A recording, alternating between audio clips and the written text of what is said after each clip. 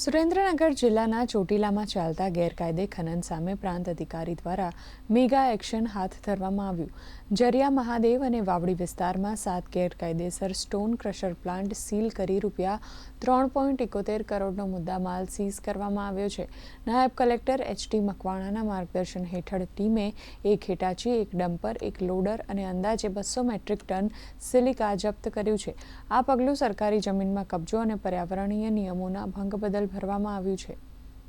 Water sprinkler છે એ તેમજ wind breaking wall અને જે ગ્રીન બેલ્ટ જે ફરજિયાત છે તેનું પણ કોઈ પાલન કરવામાં આવતું ન હતું। આમ તમામ હકીકતો અને ગેરરીતિઓ ધ્યાને લઈ અને આ જે 7 ક્રશર પ્લાન્ટ, એક હિટાચી મશીન, એક ડમ્પર, એક લોડર અને અંદાજે 200 મેટ્રિક ટન સિલિકા એમ મળીને કુલ અંદાજે 3.71 કરોડ અને મુદ્દામાલ છે એ સીઝ કરવામાં આવેલો છે।